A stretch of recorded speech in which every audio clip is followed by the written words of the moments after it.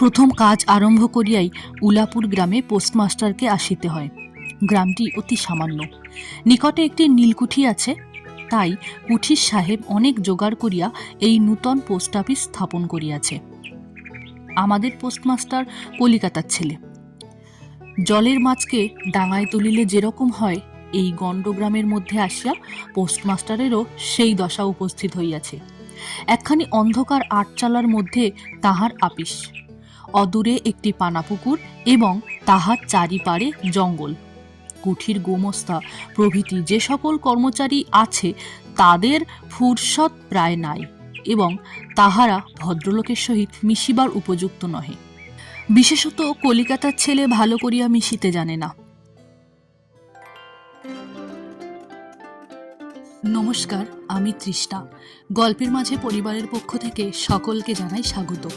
আজকের গল্প রবীন্দ্রনাথ ঠাকুর রচিত পোস্টমাস্টার। চলুন শুরু করি।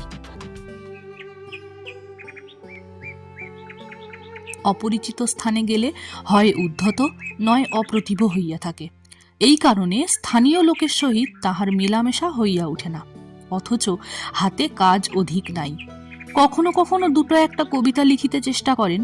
তাহাতে এমন ভাব ব্যক্ত করিয়াছেন যে সমস্ত দিন তরুপল্লবের কম্পন এবং আকাশের মেঘ দেখিয়া জীবন বড় সুখে কাটিয়া যায়। কিন্তু অন্তর্যামী জানেন, যদি আরব্য উপন্যাসের কোনো দৈত্য আসিয়া এক রাত্রের মধ্যে এই শাখাপল্লব সমেত সমস্ত গাছগুলো কাটিয়া পাকা রাস্তা বানাইয়া দেয় এবং সারি সারি অট্টালিকা আকাশের মেঘকে দৃষ্টিপথ হইতে রুদ্ধ করিয়া রাখে, তাহা হইলে এই আদমরা ভদ্র সন্তানটি পুনশ্চ নবজীবন লাভ করিতে পারে। পোস্টমাস্টারের বেতন অতি সামান্য, নিজে রাঁধিয়া খাইতে হয়, এবং গ্রামের একটি পিতৃমাতৃহীন অনাথা বালিকা তাহার কাজকর্ম করিয়া দেয়, চারিটি চারিটি খাইতে পায়। মেয়েটির নাম রতন, বয়স 12-13। বিবাহের বিশেষ সম্ভাবনা দেখা যায় না। সন্ধ্যার সময় যখন গ্রামের গোয়ালঘর হইতে ধূম কুণ্ডলায়িত হইয়া উঠিত, ঝোপে ঝোপে ঝিল্লি ডাকিত, দূরে গ্রামের নেশাখোর বাউলের দল খোল করতাল বাজাইয়া উচ্চস্বরে গান জুড়িয়া দিত, যখন অন্ধকার দাওয়ায় একলা বসিয়া গাছের কম্পন দেখিলে কবি হৃদয়েও ঈষৎ হৃৎকম্প উপস্থিত হইত, তখন ঘরের কোণে একটি ক্ষীণ শিখা প্রদীপ জ্বালিয়া পোস্টমাস্টার ডাকিতেন, রতন। রতন ঘরে বসিয়া এই ডাকের জন্য অপেক্ষা করিয়া থাকিত, কিন্তু এই ডাকে ঘরে আসিত না। বলিত, কি গা বাবু, কেন ডাকছ? রতন, তুই কি করছিস? এখনই চুলো ধরাতে যেতে হবে। হুইসেলের তোর হেসেলের কাজ পরে হবে, এখন একবার তামাকটা সেজে দে তো। অবিলম্বে দুটি গাল ফুলাইয়া কলিকায় ফুঁ দিতে দিতে রতনের প্রবেশ। হাত হইতে কলিকাটা লইয়া পোস্টমাস্টার ফস করিয়া জিজ্ঞাসা করেন, আচ্ছা রতন, তোর মাকে মনে পড়ে? সে অনেক কথা, কতক মনে পড়ে, কতক মনে পড়ে না। মায়ের চেয়ে বাপ তাহাকে বেশি ভালোবাসিত। বাপকে অল্প অল্প মনে আছে। পরিশ্রম করিয়া বাপ সন্ধ্যাবেলায় ঘরে ফিরিয়া আসিত। তাহারই মধ্যে দৈবাৎ দুটি একটি সন্ধ্যা তাহার মনে পরিষ্কার ছবির মতো অঙ্কিত আছে। এই কথা হইতে হইতে ক্রমে রতন পোস্টমাস্টারের পায়ের কাছে মাটির উপর বসিয়া পড়িত।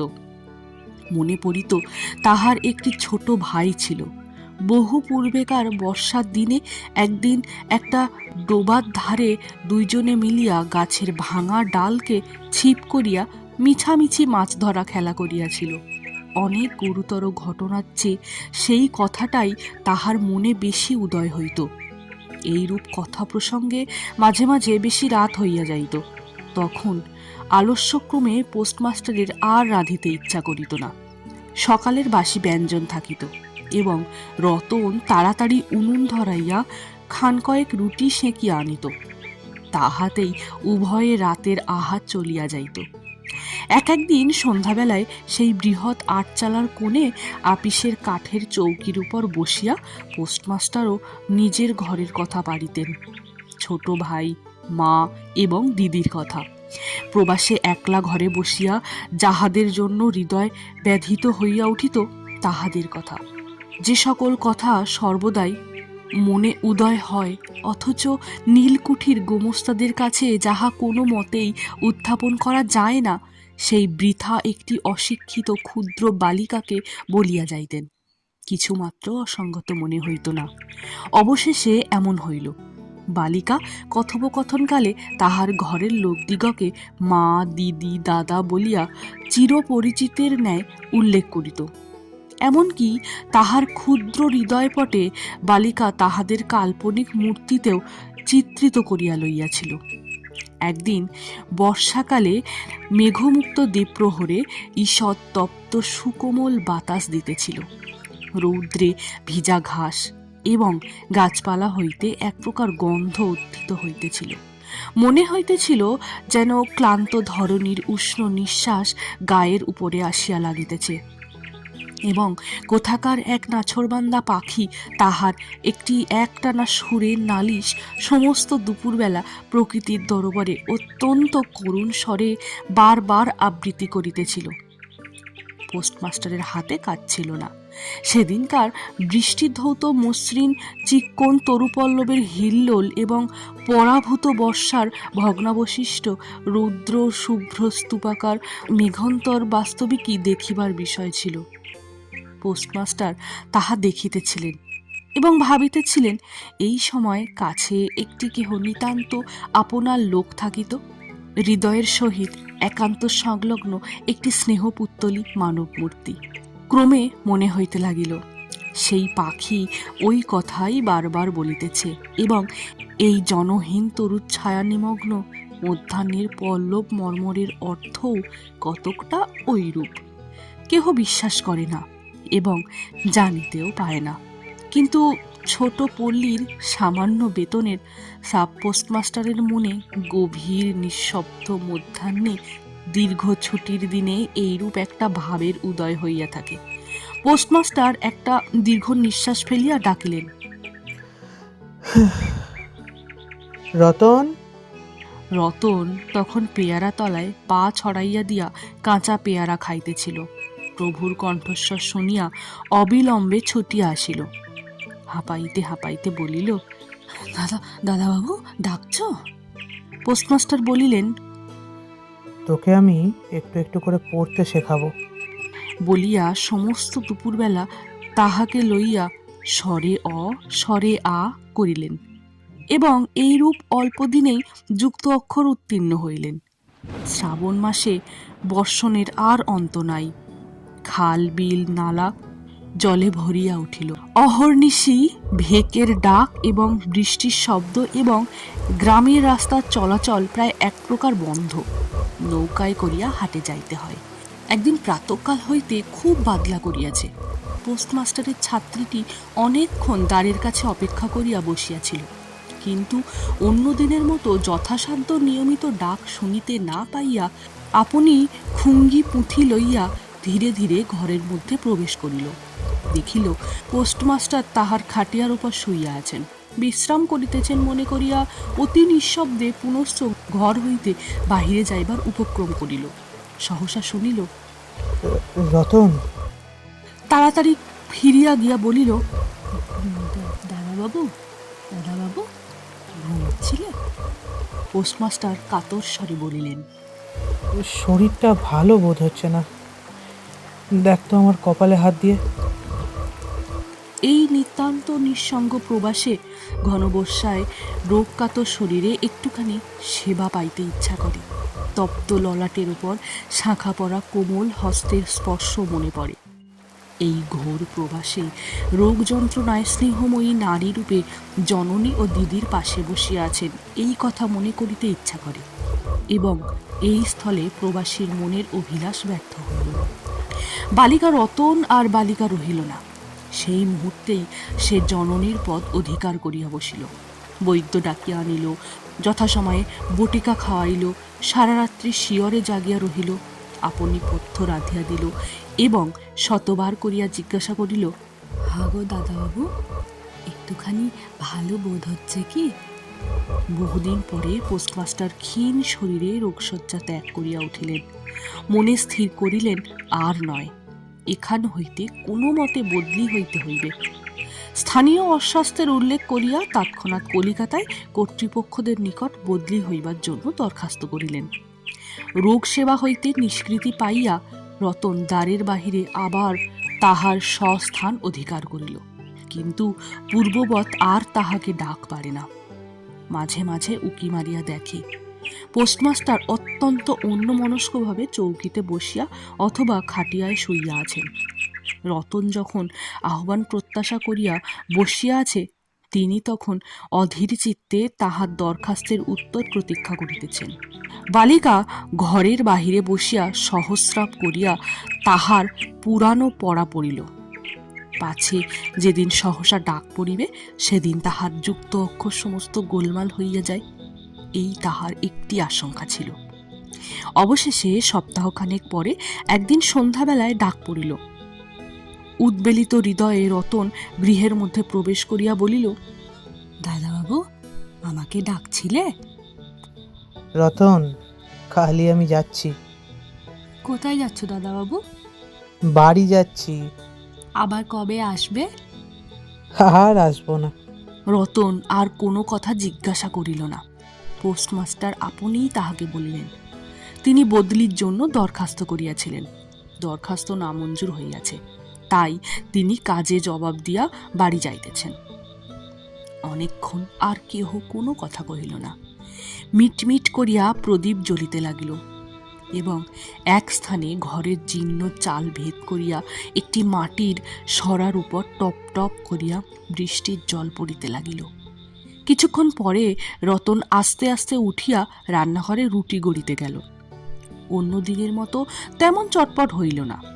বোধ করি মধ্যে মধ্যে মাথায় অনেক ভাবনা উদয় হইয়াছিল। পোস্টমাস্টারের আহার সমাপ্ত হইল পর বালিকা তাহাকে জিজ্ঞাসা করিল, দাদাবাবু, আমাকে তোমাদের বাড়ি নিয়ে যাবে? পোস্টমাস্টার হাসিয়া কহিলেন, সে কি করে হবে? ব্যাপারটা যে কি কি কারণে অসম্ভব তাহা বালিকাকে বোঝানো অবশ্যক বোধ করিলেন না। সমস্ত রাত্রি স্বপ্নে এবং জাগরণে বালিকার কানে পোস্টমাস্টারের হাস্যধ্বনির কণ্ঠস্বর বাজিতে লাগিল। সে কি করে হবে? সে কি করে হবে? ভোরে উঠিয়া পোস্টমাস্টার দেখিলেন তাহার স্নানের জল ঠিক আছে। কলিকাতার অভ্যাস অনুসারে তিনি তোলা জলে স্নান করিতেন। কখন তিনি যাত্রা করিবেন সে কথা বালিকা কি কারণে জিজ্ঞাসা করিতে পারে নাই। পাছে প্রাতকালে আবশ্যক হয়, এই জন্য রতন তত রাত্রি নদী হইতে তাহার স্নানের জল তুলিয়া আনিয়াছিল। স্নান সমাপন হইলে রতনের ডাক পড়িল। রতন নিঃশব্দে গৃহে প্রবেশ করিল এবং আদেশ প্রতীক্ষায় একবার নীরবে প্রভুর মুখের দিকে চাহিল। প্রভু কহিলেন, রতন, আমার জায়গায় যে লোকটি আসবেন তাকে বলে দিয়ে যাব, তিনি তোকে আমার মতোই যত্ন করবেন। আমি যাচ্ছি বলে তোকে কিচ্ছু ভাবতে হবে না। এই কথাগুলি যে অত্যন্ত স্নেহগর্ব এবং দয়ার্দ্র হৃদয় হইতে উত্থিত সে বিষয়ে কোনো সন্দেহ নাই, কিন্তু নারী হৃদয় কে বুঝিবে? রতন অনেক দিন প্রভুর অনেক তিরস্কার নীরবে সহ্য করিয়াছে, কিন্তু এই নরম কথা সহিতে পারিল না। একেবারে উচ্ছ্বসিত হৃদয়ে কাঁদিয়া উঠিয়া কহিল, না না, তোমার কাউকে কিছু বলতে হবে না, আমি আমি থাকতে চাইনি। পোস্টমাস্টার রতনের এরূপ ব্যবহার কখনো দেখেন নাই, তাই অবাক হইয়া রহিলেন। নূতন পোস্টমাস্টার আসিল। তাহাকে সমস্ত চার্জ বুঝাইয়া দিয়া পুরাতন পোস্টমাস্টার গমনোন্মুখ হইলেন। যাইবার সময় রতনকে ডাকিয়া বলিলেন, রতন, তোকে আমি কখনো কিচ্ছু দিতে পারিনি, আর যাবার সময় তোকে কিছু দিয়ে গেলুম, এতে তোর দিন কয়েক চলে যাবে। কিছু পথ খরচা বাদে তাহার বেতনের যত টাকা পাইয়াছিলেন পকেট হইতে বাহির করিলেন। তখন রতন ধুলায় পড়িয়া তাহার পা জড়াইয়া ধরিয়া কহিল, দাদাবাবু, দাদাবাবু, তোমার দুটি পায়ে পড়ি, তোমার দুটি পায়ে পড়ি, আমাকে কিছু দিতে হবে না, তোমার দুটি পায়ে পড়ি, আমার জন্য কাউকে কিছু ভাবতে হবে না, কিচ্ছু কিচ্ছু ভাবতে হবে না বলিয়া এক দৌড়ে সেখান হইতে পলাইয়া গেল। ভূতপূর্ব পোস্টমাস্টার নিঃশ্বাস ফেলিয়া হাতে কার্পেটের ব্যাগ ঝোলাইয়া, কাঁধে ছাতা লইয়া, মুটের মাথায় নীল ও শ্বেত রেখায় চিত্রিত টিনের প্যাটরা তুলিয়া ধীরে ধীরে নৌকা ভিমুখে চলিলেন। যখন নৌকায় উঠিলেন এবং নৌকা ছাড়িয়া দিল, বর্ষা বিস্ফারিত নদী ধরণীর উচ্ছ্বলিত অশ্রুরাশির মতো চারিদিকে ছপ ছপ করিতে লাগিল, তখন হৃদয়ের মধ্যে অত্যন্ত একটা বেদনা অনুভব করিতে লাগিলেন। একটি সামান্য গ্রাম্য বালিকার করুণ মুখচ্ছবি যেন এক বিশ্বব্যাপী বৃহৎ অব্যক্ত মর্ম ব্যথা প্রকাশ করিতে লাগিল। একবার নিতান্ত ইচ্ছা হইল ফিরিয়া যাই, জগতের ক্রোড়বিচ্ছিত সেই অনাথিনীকে সঙ্গে করিয়া লইয়া আসি। কিন্তু তখন পালে বাতাস পাইয়াছে, বর্ষার স্রোত খরতর বেগে বহিতেছে, গ্রাম অতিক্রম করিয়া নদীকূলের শ্মশান দেখা দিয়াছে, এবং নদী প্রবাহে ভাসমান পথিকের উদাস হৃদয়ে এই তত্ত্বের উদয় হইল, জীবনে এমন কত বিচ্ছেদ, কত মৃত্যু আছে, ফিরিয়া ফল কি, পৃথিবীতে কে কাহার। কিন্তু রতনের মনে কোনো তত্ত্বের উদয় হইল না। সে সেই পোস্ট অফিসের গৃহের চারিদিকে কেবল অশ্রুজলে ভাসিয়া ঘুরিয়া ঘুরিয়া বেড়াইতেছিল। বোধ করি তাহার মনে ক্ষীণ আশা জাগিতেছিল, দাদাবাবু যদি ফিরিয়া আসে। সেই বন্ধনে পড়িয়া কিছুতেই দূরে যাইতে পারিতেছিল না। হায় বুদ্ধিহীন মানব হৃদয়! ভ্রান্তি কিছুতেই ঘোচে না। যুক্তিশাস্ত্রের বিধান বহু বিলম্বে মাথায় প্রবেশ করে। প্রবল প্রমাণকেও অবিশ্বাস করিয়া মিথ্যা আশাকে দুই বাহু পাশে বাঁধিয়া বুকের ভিতর প্রাণপণে জড়াইয়া ধরা যায়। অবশেষে একদিন সমস্ত নারী কাটিয়া হৃদয়ের রক্ত শুষিয়া সে পলায়ন করে। তখন চেতনা হয় এবং দ্বিতীয় ভ্রান্তি পাশে পড়িবার জন্য চিত্ত ব্যাকুল হইয়া ওঠে। আজকের গল্প এখানে শেষ। আজকের গল্পে পোস্টমাস্টারের চরিত্রে ছিলেন সৌভিক শীল এবং রতনের চরিত্রে ছিলেন তৃষ্ণা সামন্ত। আপনাদের সঙ্গে আবার দেখা হচ্ছে কোনো এক নতুন গল্পের মাধ্যমে। ততক্ষণে লাইক, কমেন্ট এবং চ্যানেলটি সাবস্ক্রাইব করে আমাদের পাশে থাকবেন, বন্ধুদের সাথে শেয়ার করবেন। ধন্যবাদ।